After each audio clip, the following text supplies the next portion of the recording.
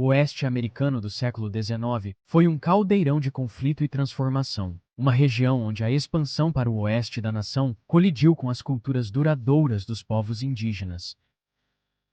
No coração desta era tumultuada está a Batalha de Little Bighorn, também chamada de Batalha do Capim Gorduroso e o Último Posto de Custer, um evento cataclísmico que continua a moldar a consciência americana.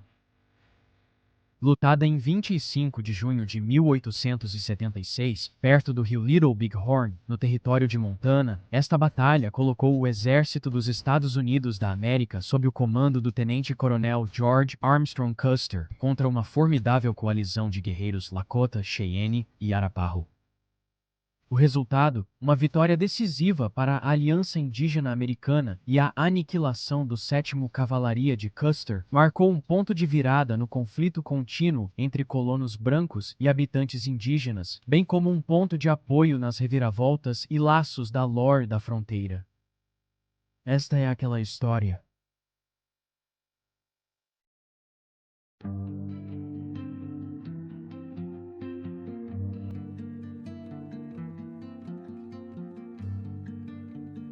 A história do pequeno Bighorn e o derramamento de sangue que um dia fluiria pelo leito do rio começa com a exploração europeia da região. Em 1805, um comerciante de peles chamado François-Antoine Larocque encontrou um acampamento de corvos perto do rio Yellowstone. Durante sua exploração, ele presenciou o povo corvo caçando bisões ao longo do rio, mais tarde apelidado de Smallhorn. 2 anos depois, outro comerciante de peles, Manuel Liza, estabeleceu o Fort Raymond, perto da convergência dos rios Yellowstone e Bighorn, aproximadamente 40 milhas ao norte do futuro campo de batalha, para realizar comércio com as tribos Crow. A região foi reconhecida oficialmente pela primeira vez no Tratado de Fort Laramie de 1851. À medida que o século XIX avançava, a animosidade entre as várias tribos indígenas das grandes planícies e os colonos que chegavam se intensificava. Essa crescente tensão culminou em uma série de conflitos conhecidos como as Guerras Sioux, que se estenderam de 1854 a 1890.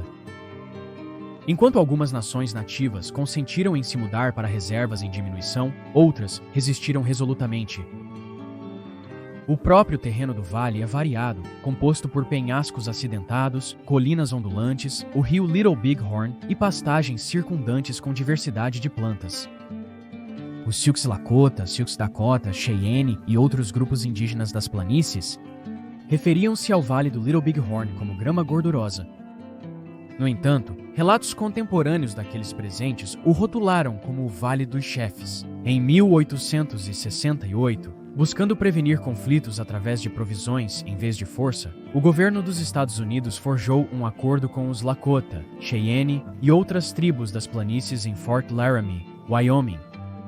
Este tratado designou uma grande área no leste de Wyoming como um lar permanente para essas nações, com a promessa do governo de proteção contra danos causados por cidadãos americanos.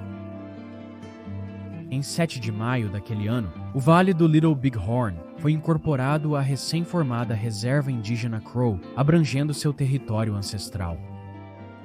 Isso aconteceu após décadas de frequentes confrontos entre as tribos Crow e Sioux, além das feridas latentes na relação entre os Sioux e o governo dos Estados Unidos. No entanto, essa nova paz provou ser efêmera. A descoberta de ouro nas Black Hills, uma região sagrada abrangida pela recém-criada reserva, em 1874, desencadeou uma frenesi. Milhares de prospectores correram para a área, ignorando descaradamente os termos do Tratado de Fort Laramie. Apesar dos esforços militares, o influxo de buscadores de ouro persistiu. As tentativas de comprar as Black Hills das tribos para evitar conflitos também falharam. Em resposta, os Lakota e Cheyenne abandonaram a reserva e iniciaram ataques a assentamentos e viajantes próximos. Em dezembro de 1875, o comissário de assuntos indígenas do governo emitiu um ultimato exigindo que as tribos retornassem à sua reserva em 31 de janeiro de 1876 ou enfrentariam intervenção militar. Quando as tribos se recusaram a cumprir, o exército dos Estados Unidos da América foi enviado para fazer cumprir a ordem.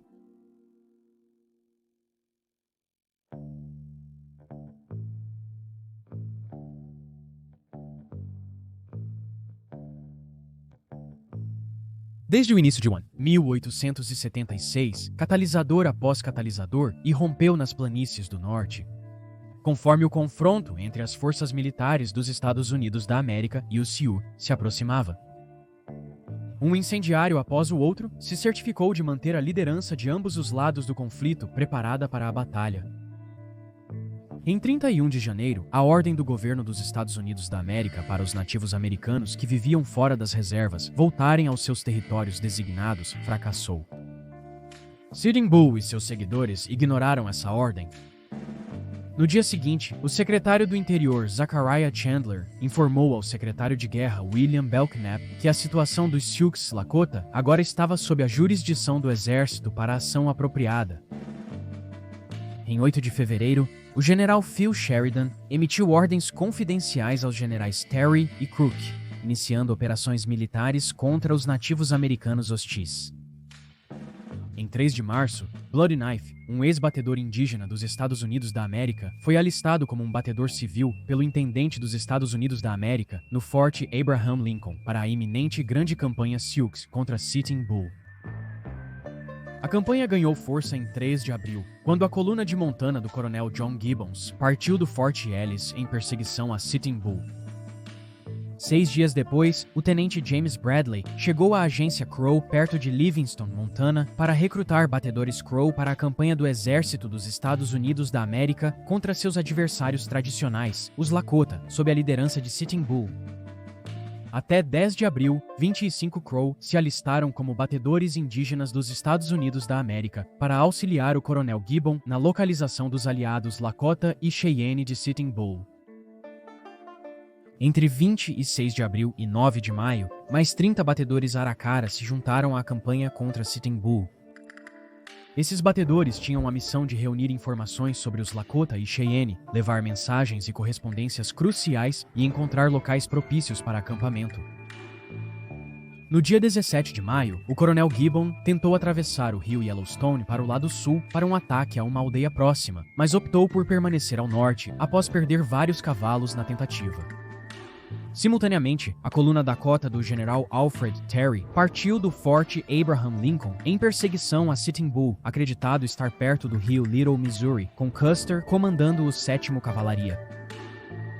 No dia 29 de maio, a coluna Wyoming do general George Crook saiu do Forte Fetterman para perseguir Sitting Bull. Até 2 de junho, o General Crook instruiu seus batedores civis a contatarem seus aliados Crow. Quando junho de 76 chegou, o crepúsculo se aproximava velozmente do vale do Little Bighorn. Enquanto o exército dos Estados Unidos da América avançava em seu reconhecimento, Sitting Bull e seus guerreiros Lakota continuavam a se esgueirar pelas sombras da pradaria.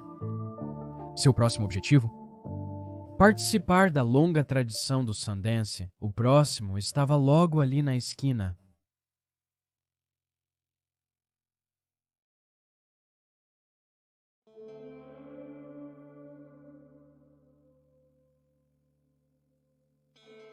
O Sundance é uma prática espiritual central para os povos indígenas das planícies da América do Norte. Para essas comunidades nômades, essa reunião servia como um momento de reunião e renovação, reforçando suas crenças fundamentais sobre o cosmos e o mundo espiritual através de atos de sacrifício pessoal e coletivo. Tradicionalmente realizada anualmente no final da primavera ou início do verão, a Sundance coincidia com o retorno de grandes rebanhos de búfalos, fornecendo sustento para as centenas de participantes. As origens precisas da Sundance permanecem envoltas em mistério, embora muitos relatos tribais rastreiem suas raízes até a antiguidade. No final do século XIX, a Sundance, com suas diversas formas, havia se espalhado por várias tribos, estendendo-se do Canadá às planícies do sul dos Estados Unidos. Este ritual exemplifica uma tradição espiritual global de buscar poder e sabedoria divinos. Inicialmente, a Sundance pode ter sido uma provação solitária, realizada por alguns indivíduos dedicados. Com o tempo, evoluiu para um evento comunitário, orientado por líderes tribais e religiosos, incorporando cerimônias elaboradas para amplificar as orações e ofertas dos participantes. As Sundances mais elaboradas aconteciam dentro ou perto de grandes assentamentos, exigindo até um ano de preparação para aqueles que se comprometiam a participar. Esses indivíduos, juntamente com seus mentores espirituais e famílias extensas, desempenhavam papéis cruciais nas preparações, fornecendo suprimentos essenciais como roupas ornamentadas, cavalos, comida e outros bens. Quando a comunidade se reunia, membros de sociedades religiosas construíam uma estrutura sagrada com um poste central, simbolizando uma conexão com o sol divino. Aqueles que participaram do Sundance geralmente o fizeram para cumprir uma promessa solene ou buscar força e compreensão espiritual. Eles embarcaram em um período prolongado de dança, pontuado por descanso, abstendo-se de comida e bebida. Em certas tribos, os participantes suportaram atos adicionais de autonegação, além do jejum e esforço, enquanto outros viam tais práticas como excessivas. Quando praticado, o autossacrifício geralmente envolvia a perfuração do corpo. Mentores ou líderes rituais inseririam objetos finos através de uma pequena incisão no peito ou nas costas, anexando um peso pesado, como um crânio de búfalo com cordões de couro. O dançarino se movia até a exaustão, ou até a pele se rasgar e libertar. No fim da primavera de 1876, os Lakota e Cheyenne prepararam uma dança do sol para ser vista por alguns que haviam deixado suas reservas designadas. Por volta do dia 5 de junho, perto do Rosebud Creek em Montana, Sitting Bull, que havia sido o líder espiritual dos Hunkpapa Lakota e responsável por tais tradições, supostamente teve uma visão de soldados descendo sobre seu acampamento como um enxame de gafanhotos. Para os oficiais americanos, parecia ser uma ameaça de magia negra. Para as tribos das planícies, foi um momento de esperança. Enquanto a última dança do sol de Touro Sentado e seu povo ocorria, seus inimigos planejavam o próximo movimento. Simultaneamente às festividades de 5 de junho, o Exército dos Estados Unidos da América estava executando uma campanha de verão para obrigar os Lakota e Cheyenne a retornar às reservas, empregando infantaria e cavalaria em um ataque coordenado e tríplice.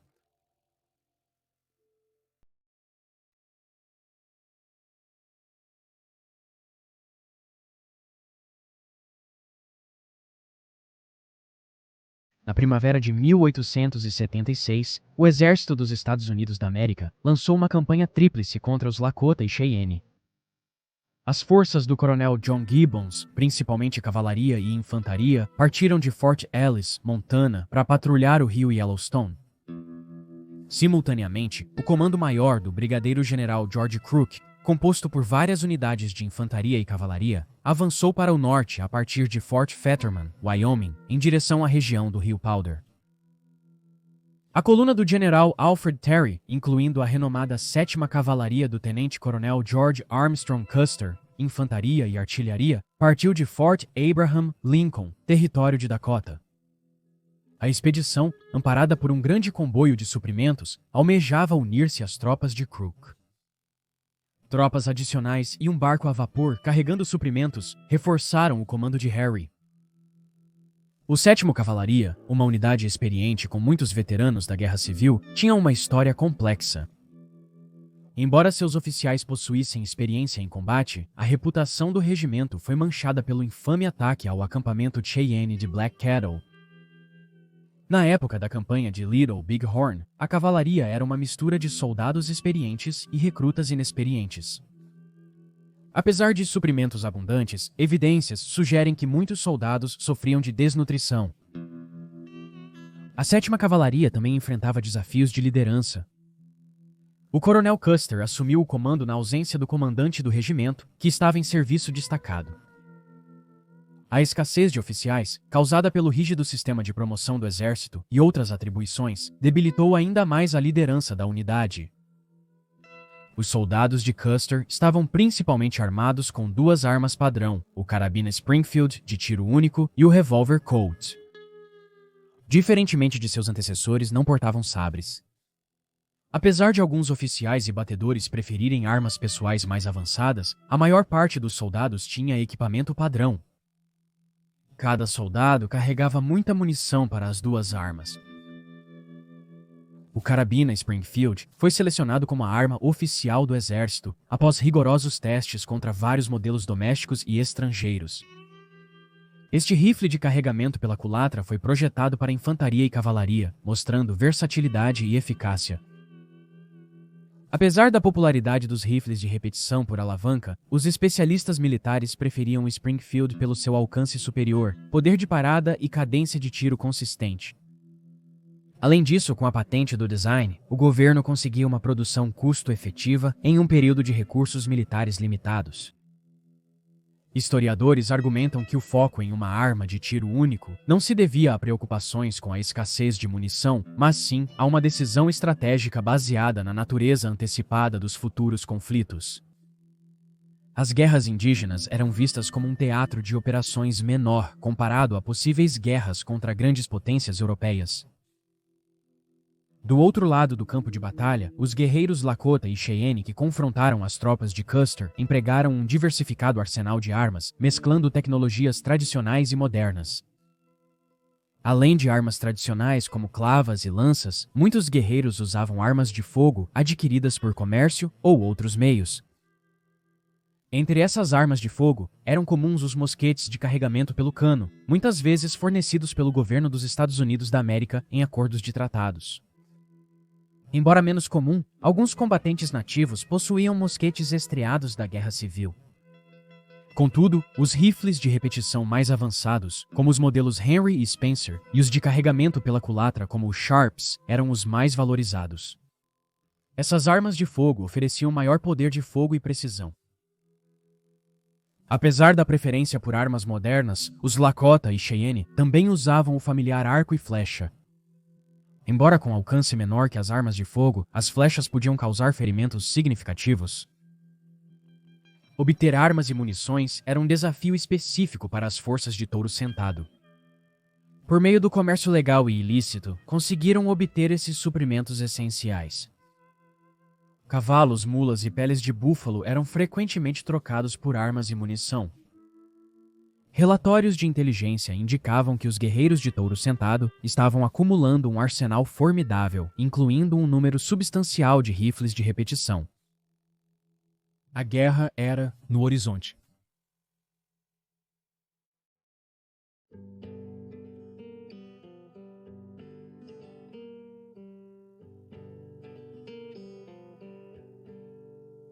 No verão de 1876, o Exército dos Estados Unidos da América iniciou uma campanha de 3 frentes para subjugar as tribos indígenas residentes nas regiões de Bighorn e Powder River. O General George Crook liderou uma dessas forças partindo do Fort Fetterman, Wyoming, com um grupo diversificado de soldados, civis e aliados nativos. O objetivo deles era localizar e compelir os Lakota e Cheyenne a retornar às reservas designadas. A expedição de Crook refez o infame caminho de Bozeman, uma rota marcada por conflitos passados. No início de junho, suas tropas chegaram ao rio Tongue, encontrando resistência dos nativos americanos. Apesar dos avisos do líder Lakota Cavalo Louco, Crook avançou, subestimando a oposição. Reforçada por guerreiros Crow e Shoshone, ansiosos para confrontar seus inimigos de longa data, a força de Crook continuou seu avanço. Contudo, a campanha enfrentou muitos desafios. Um equívoco na inteligência fez Crook acreditar que um grande acampamento de nativos americanos estava no Rosebud Creek. Este erro de cálculo, juntamente com a ferocidade inesperada da resistência nativa, preparou o cenário para uma confrontação decisiva. Com a escuridão cobrindo a paisagem em 16 de junho, quase 1000 guerreiros, Lakota e Cheyenne, embarcaram em uma jornada noturna para confrontar as forças de Crook. Depois de horas e horas de viagem, eles entraram em contato com os batedores de Crook na manhã seguinte. Despreparadas para o ataque iminente, as tropas de Crook foram pegas de surpresa enquanto descansavam ao longo do riacho Rosebud. A troca inicial de tiros foi confundida com atividade de caça, mas a intensidade crescente rapidamente revelou a verdadeira natureza da ameaça. Os Lakota e Cheyenne, em posição de comando no terreno elevado, atacaram com determinação os aliados nativos de Crook. Apesar de em menor número, os Crow e Shoshone lutaram ferozmente, dando tempo crucial para Crook organizar suas defesas. A batalha que se seguiu foi uma luta caótica, com escaramuças esporádicas e investidas desesperadas em uma vasta área. Apesar de repelir os ataques inimigos, os soldados não obtiveram uma vantagem decisiva. Para enfrentar a ameaça crescente, Crook adotou uma estratégia defensiva. Ele ordenou que uma parte de suas forças garantisse uma posição estratégica ao sul do riacho, enquanto o outro grupo avançava contra os Lakota e Cheyenne. No entanto, o progresso foi prejudicado por um intenso fogo inimigo de posições elevadas. Na tentativa de acelerar seu progresso, Crook enviou o capitão Anson Mills e seu esquadrão de cavalaria em uma carga montada. Esta manobra agressiva interrompeu temporariamente as linhas nativas americanas, obrigando-as a recuar.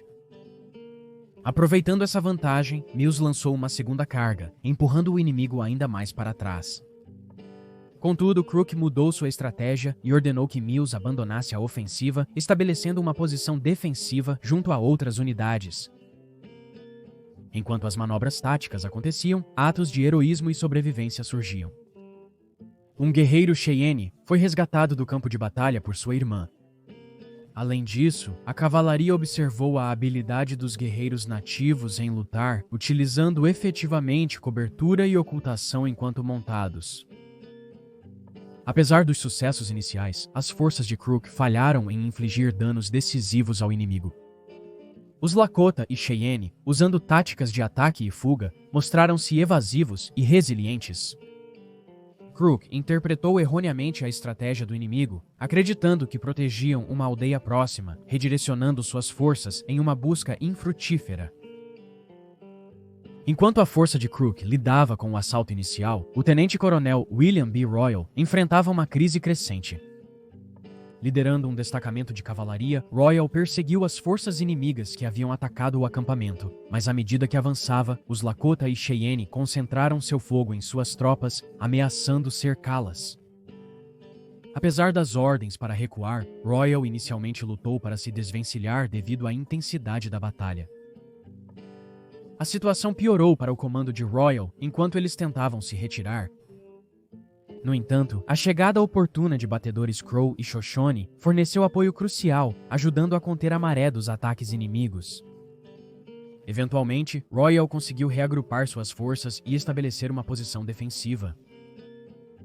Crook, reconhecendo a situação perigosa que os homens de Royal enfrentavam, enviou reforços sob o comando do já mencionado capitão Anson Mills.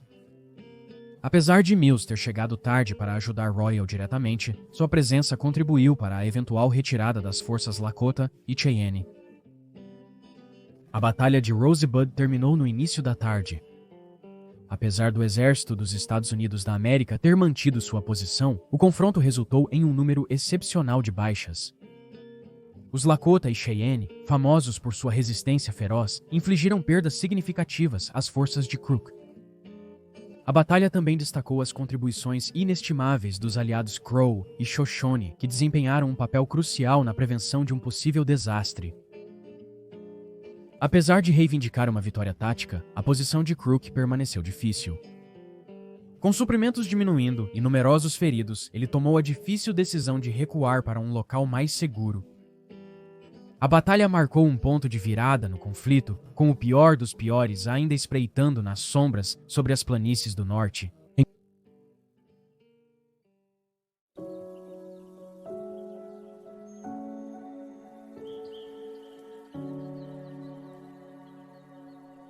Em junho de 1876, os Lakota e Cheyenne estabeleceram um grande acampamento no vale do Little Big Horn.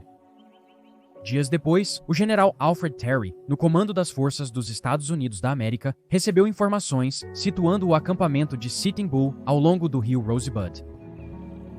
Uma reunião estratégica foi convocada a bordo do navio a vapor Far West, na confluência do rio Rosebud e do rio Yellowstone. O Tencel, George Armstrong Custer e seu 7º Cavalaria foram enviados para perseguir Sitting Bull ao longo do rio. Um repórter, Mark Kellogg, acompanhou Custer antecipando o trágico desfecho com seu último despacho. Enquanto isso, o general Terry uniu forças com o coronel John Gibbon e seu comando combinado se moveu para o oeste ao longo do rio Yellowstone, antes de entrar no vale do rio Bighorn. Os batedores nativos americanos de Custer alcançaram um ponto estratégico com vista para o vale do Pequeno Bighorn em 24 de junho. Desta posição elevada, eles observaram um vasto rebanho de pôneis e evidências de uma grande aldeia nativa americana. No entanto, devido a fatores como fadiga na madrugada, tentativas subsequentes de localizar esses marcos foram infrutíferas.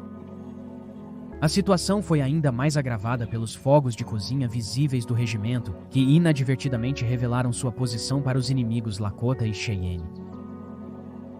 No dia 24 de junho, um ritual solene aconteceu no acampamento Lakota e Cheyenne. Um grupo de jovens guerreiros jurou sacrificar suas vidas em defesa de sua comunidade. Simultaneamente, o tenente-coronel Custer e seu 7º Cavalaria pararam seu avanço em um local hoje conhecido como Busby, Montana. Após enviar batedores para reconhecer o vale do Little Bighorn, Custer liderou suas tropas em uma marcha noturna em direção às Montanhas Wolf. Originalmente planejando um ataque surpresa, Custer alterou seu curso ao saber da possível consciência do inimigo. Dividindo sua força em 3 batalhões, ele atribuiu o comando ao Major Marcus Reno, capitão Frederick Bentini e a si mesmo. Uma unidade de apoio foi encarregada de guardar o comboio de suprimentos. Os batedores de Custer relataram uma aldeia indígena americana anormalmente grande. Apesar desses avisos, Custer permaneceu focado em impedir a dispersão do inimigo e optou por um ataque à luz do dia. Quando o dia fatídico amanheceu, predominou uma atmosfera ominosa. Um escoteiro Crow chamado Ralph Yellowface fez uma previsão sombria, antecipando os trágicos eventos que estavam por vir. "Você e eu vamos para casa hoje, por um caminho que não conhecemos", foram suas últimas palavras. O Exército dos Estados Unidos da América começou sua campanha contra os nativos americanos com um erro crucial ao avaliar a força do inimigo. Confiando nas estimativas do governo, que subestimaram grosseiramente o número de guerreiros líderes militares, incluindo Custer, Terry e Gibbon, desconheciam a verdadeira escala da oposição. Enquanto essas avaliações iniciais dos batedores refletiam com precisão o número de Lakota que haviam deixado a reserva em protesto, eles não contabilizaram os milhares de guerreiros adicionais que se juntaram a eles para a caça ao búfalo no verão. As decisões táticas de Custer foram influenciadas por essas suposições falhas. Seu objetivo principal era impedir que os nativos americanos se dispersassem em vez de se envolverem em uma confrontação direta. Essa urgência foi destacada pelo envio de um corneteiro, John Martin, para solicitar reforços e munições enquanto Custer e seus homens se aproximavam da enorme aldeia nativa americana. O apelo desesperado de Martin solidificaria mais tarde seu lugar na história, como um dos últimos indivíduos a testemunhar Custer vivo. A avaliação inicial de Custer sobre o acampamento dos nativos americanos baseou-se numa suposição equivocada de que os guerreiros ainda dormiam. Observações à distância revelaram um rebanho de pôneis e mulheres cuidando das tarefas domésticas, levando-o a subestimar a força do inimigo. Apesar dos avisos de seus batedores Crow sobre o tamanho da aldeia, Custer persistiu em sua crença de que o acampamento estava levemente defendido. Sua decisão de liberar os batedores pouco antes da batalha agravou ainda mais a situação. O plano tático de Custer dependia da suposição de apoio de um subordinado, Major Benty. O uso de salvas de rifle como sinal para assistência era uma prática militar comum. Investigações posteriores confirmaram que Bentin e seus homens ouviram os sinais de socorro. Originalmente, Custer pretendia inspecionar a aldeia antes de lançar um ataque. Porém, a descoberta dos rastros de suas tropas por batedores nativos o obrigou a antecipar seu cronograma. Os rastros frescos de pôneis, indicando maior consciência do inimigo, reforçaram a urgência de um ataque imediato. Tendo medo da possível dispersão da aldeia, Custer optou por um ataque imediato, em vez de arriscar um confronto prolongado com forças inimigas menores e mais móveis.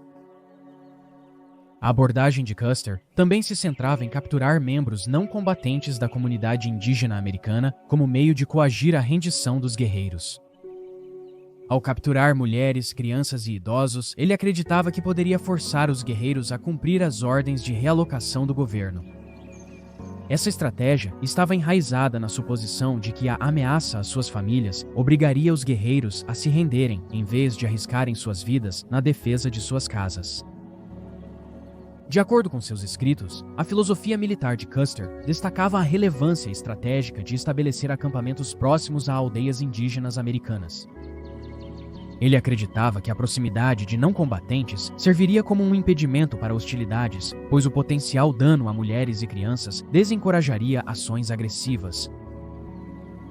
O tenente Edward Godfrey, membro do comando de Custer, especulou que a decisão de se aproximar da aldeia pelo leste foi influenciada pela expectativa de que os não combatentes fugiriam em uma direção norte.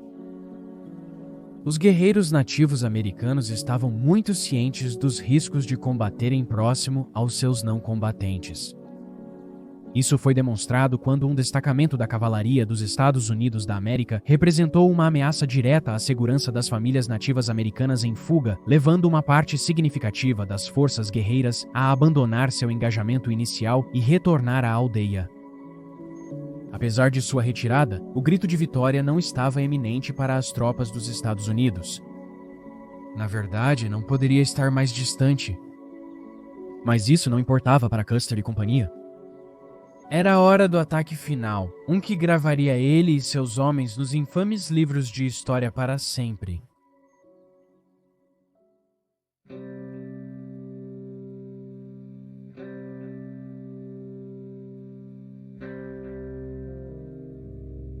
O ataque inicial. O acampamento dos nativos americanos foi atacado pelas tropas do Major Reno. Agindo sob ordens do tenente-coronel Custer, as tropas de Reno cruzaram o rio Little Bighorn e encontraram uma resistência feroz de uma substancial força Lakota e Cheyenne.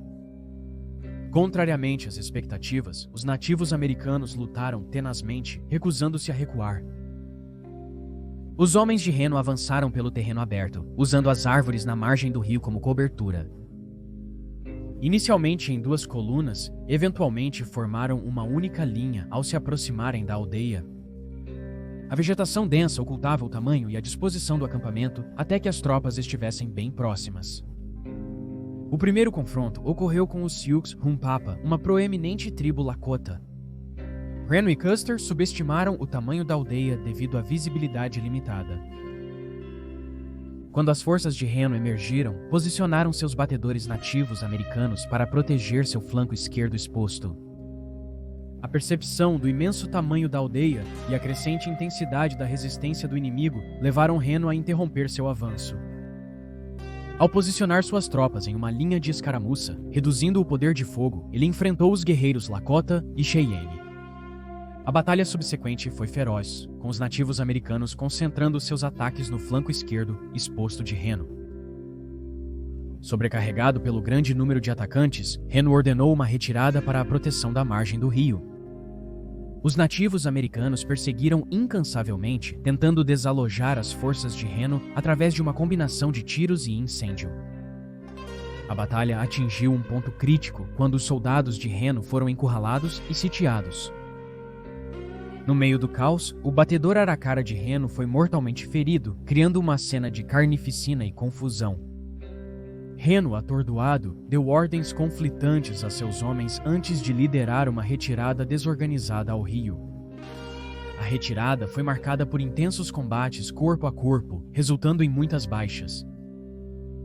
Após uma fuga angustiante, as forças de Reno se reagruparam em terreno mais alto, mais tarde conhecido como Reno Hill. Eles foram acompanhados pelo destacamento do capitão Benton, convocado por uma mensagem de Custer. Apesar do tom urgente da mensagem, Benton inicialmente hesitou em deixar sua posição, acreditando que suas tropas eram necessárias em outro lugar.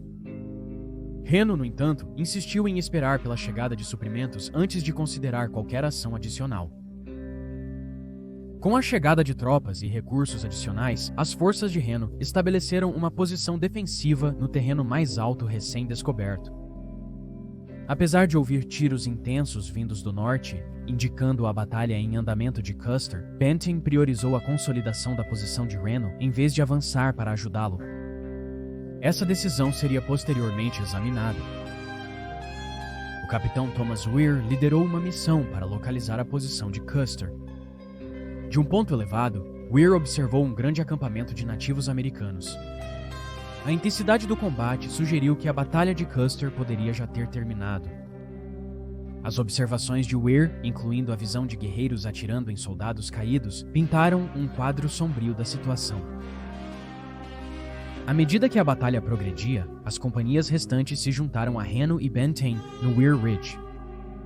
Sob intensa pressão de um número crescente de guerreiros nativos americanos, eles tiveram que recuar para a relativa segurança de Reno Hill. Os soldados cavaram trincheiras improvisadas para se proteger durante a batalha feroz ao redor. Apesar da resistência feroz, incluindo um contra-ataque de Bentinck, as tropas não conseguiram obter uma vantagem decisiva. As circunstâncias exatas em torno da última resistência de Custer permanecem envoltas em mistério, pois todos os membros de seu batalhão pereceram na batalha. Embora relatos de nativos americanos sobreviventes ofereçam algumas perspectivas, essas narrativas são muitas vezes conflitantes e incompletas.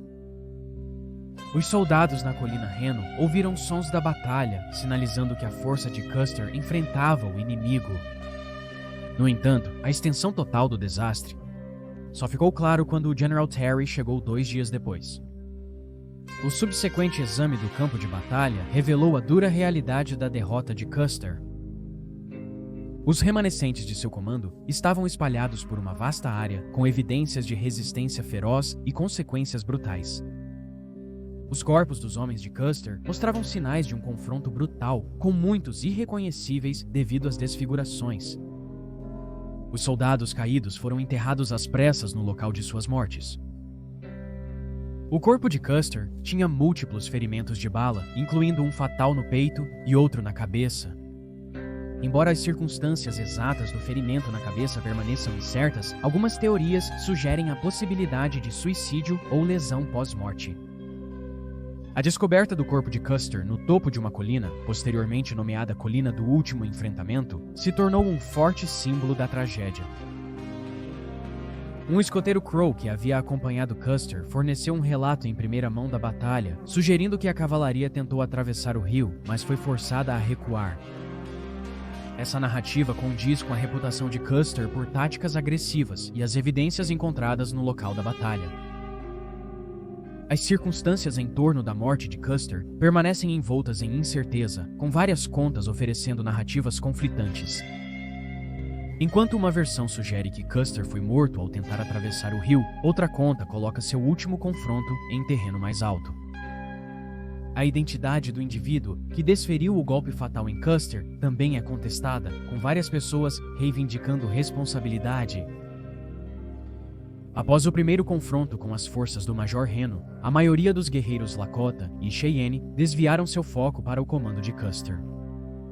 A rota exata tomada por Custer e seus homens continua sendo um tópico de debate constante. Uma teoria sugere que Custer continuou seu avanço ao longo do rio antes de virar para o norte e subir uma crista. Deste ponto, ele poderia observar o ataque de Reno à aldeia.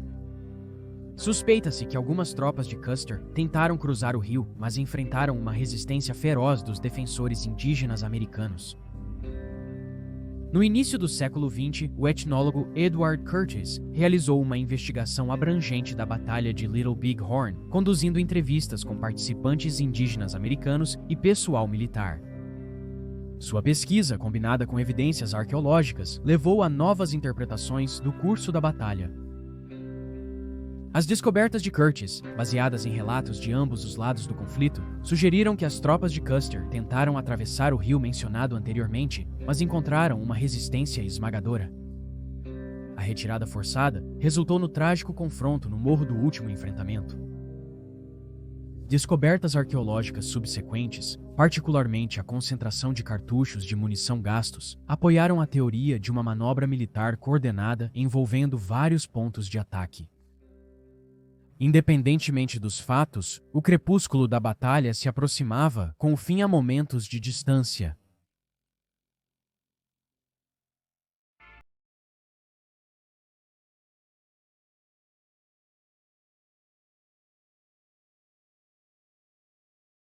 Enquanto George Armstrong Custer estava perdido na batalha, os remanescentes de seus homens lutavam para se recompor.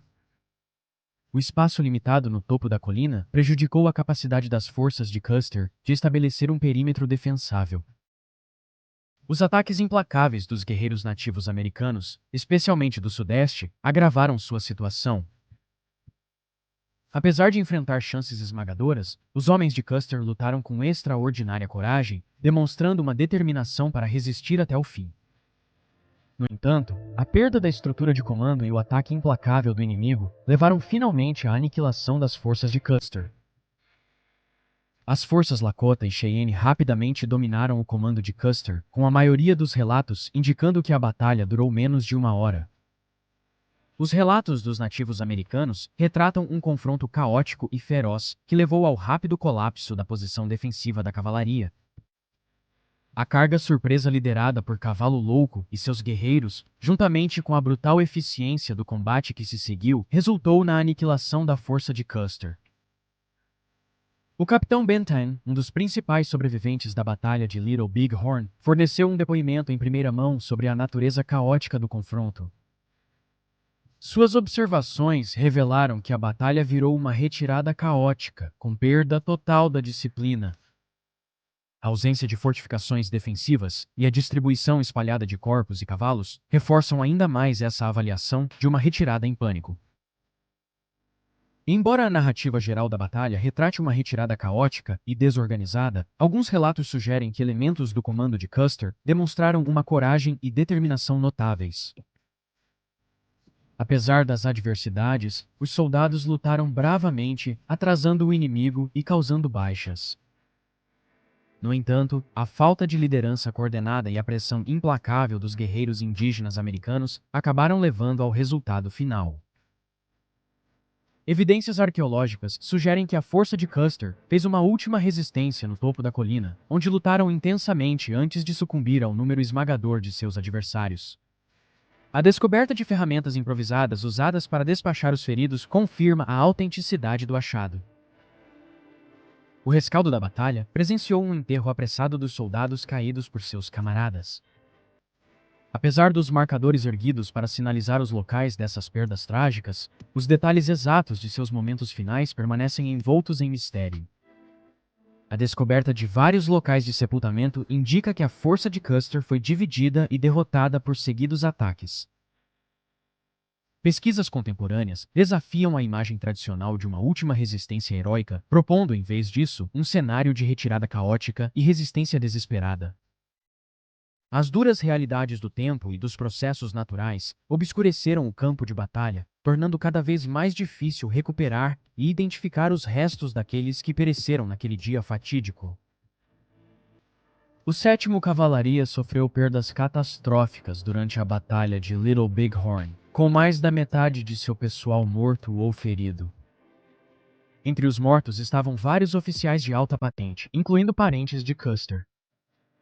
As companhias sob o comando direto de Custer foram aniquiladas, com poucos sobreviventes. Os soldados que participaram na defesa de Reno Hill foram reconhecidos pela sua bravura, com inúmeras medalhas de honra. As ações dos soldados foram elogiadas, mas a decisão dos oficiais foi intensamente escrutinada. Mesmo diante de probabilidades esmagadoras e dos horrores da guerra, os soldados demonstraram notável coragem e resiliência.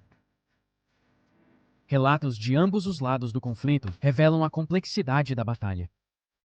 Apesar das pesadas baixas infligidas, os nativos americanos reconheceram a bravura de seus oponentes. A brutalidade da guerra é evidente no tratamento dos caídos, com ambos os lados recorrendo a medidas extremas no calor da batalha. Determinar o número exato de baixas indígenas americanas durante a Batalha de Little Big Horn provou ser desafiador devido à natureza inconsistente, muitas vezes exagerada, dos relatos iniciais. Embora os relatórios iniciais sugerissem uma perda significativa de vidas, pesquisas e análises subsequentes levaram a uma estimativa mais precisa das baixas. Ao cruzar referências de várias fontes e identificar discrepâncias nos dados, os historiadores conseguiram criar um registro mais confiável daqueles que pereceram na batalha. Além dos soldados, vários civis que acompanhavam o 7º Cavalaria pereceram no conflito. Esses indivíduos, incluindo familiares, equipe de apoio e jornalistas, se viram presos no fogo cruzado da batalha. Além disso, a comunidade indígena americana sofreu baixas significativas, atingindo além dos guerreiros. Mulheres e crianças morreram tragicamente nos combates, destacando a natureza indiscriminada do conflito. O impacto da batalha foi profundo e de longo alcance, deixando um legado duradouro de perda e tristeza que ainda pode ser sentido hoje.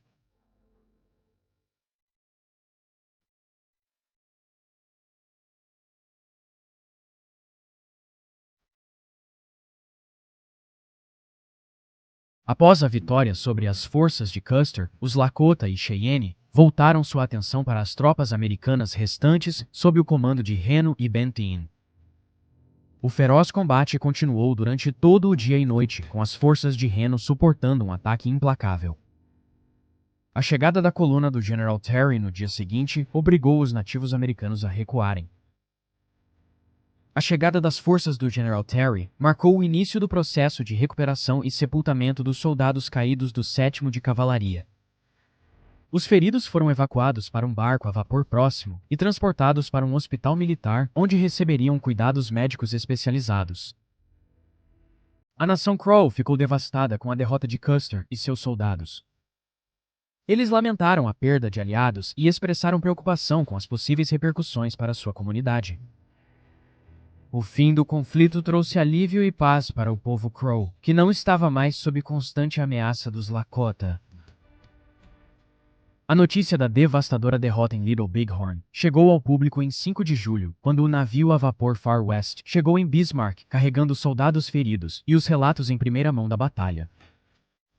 A rápida transmissão dessa notícia chocante por toda a nação destacou a velocidade e eficiência das redes de comunicação emergentes.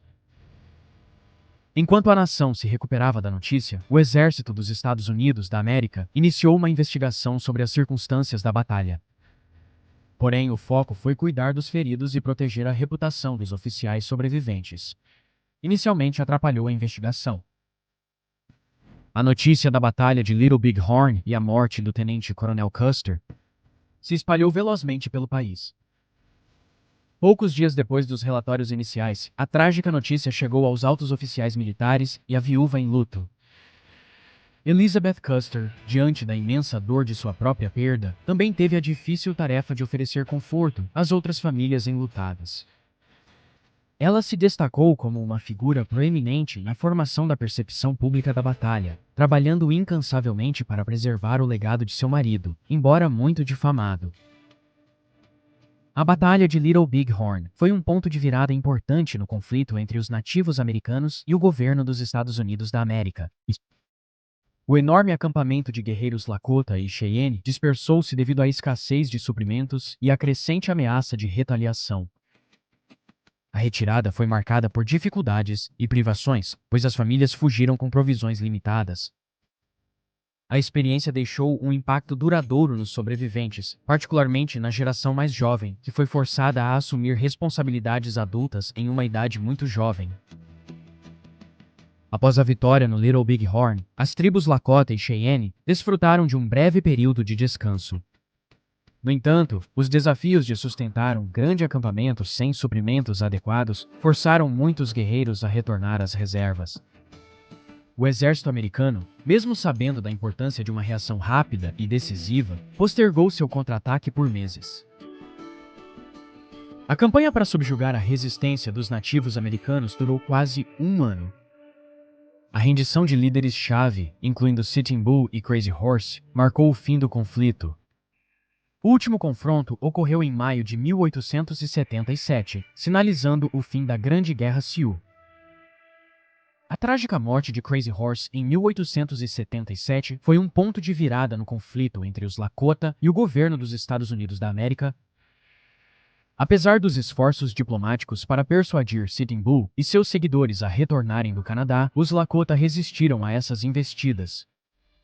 No entanto, enfrentando crescentes dificuldades e privações, uma parte da comunidade Lakota eventualmente decidiu se render e retornar ao sul da fronteira para sua terra natal.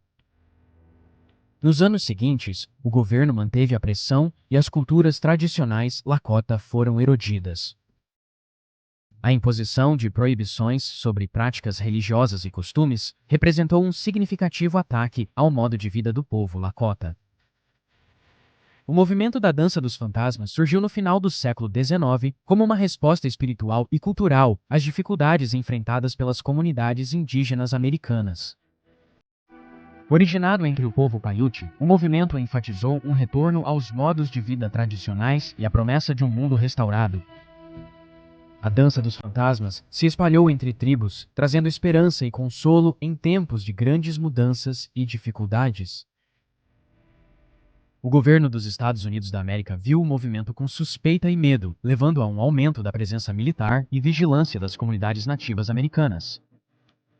O trágico assassinato de Sitting Bull, o reverenciado líder Lakota, inflamou ainda mais as tensões e preparou o cenário para os eventos que culminariam no massacre de Wounded Knee. Em 29 de dezembro de 1890, um evento trágico ocorreu no riacho Wounded Knee, em Dakota do Sul. Soldados dos Estados Unidos da América atiraram contra um acampamento Sioux Lakota, matando centenas de nativos americanos, incluindo mulheres e crianças. Este massacre foi o ápice horrível dos esforços do governo dos Estados Unidos da América para suprimir a resistência dos nativos americanos e assimilar à força os povos indígenas. A região das Black Hills também tinha grande significância cultural e espiritual para os Lakota. No entanto, o governo dos Estados Unidos da América, buscando adquirir a terra por seus recursos minerais, coagiu os Lakota a renunciar ao seu território ancestral. Apesar da coação, o povo Lakota nunca renunciou à sua reivindicação às Black Hills, envolvendo-se em décadas de batalhas legais e políticas para recuperar sua terra natal. O Supremo Tribunal eventualmente reconheceu a apreensão injusta da terra, mas o povo Lakota continuou a afirmar seus direitos soberanos, já que nada foi feito. A Batalha de Little Big Horn foi um confronto crucial entre nativos americanos e forças dos Estados Unidos da América, marcando um momento dramático na história do Oeste americano. A retumbante vitória das tribos Lakota e Cheyenne sobre o 7º Regimento de Cavalaria do tenente-coronel George Armstrong Custer reverteu temporariamente a maré das guerras das planícies. No entanto, essa vitória provou ser efêmera. O governo dos Estados Unidos da América intensificou seus esforços para subjugar as nações indígenas americanas a fim de afirmar sua autoridade. Os anos seguintes testemunharam uma série de campanhas e políticas destinadas a confinar os povos indígenas em reservas e eliminar seus modos de vida tradicionais. O legado da batalha vai muito além do conflito imediato, moldando o curso das relações entre os nativos americanos e os Estados Unidos por gerações. Serve como um poderoso lembrete da coragem e resiliência das tribos das planícies, bem como das complexidades e injustiças na era do Velho Oeste. Não precisa nem dizer, mas a fronteira americana não seria a mesma sem a Batalha de Little Big Horn.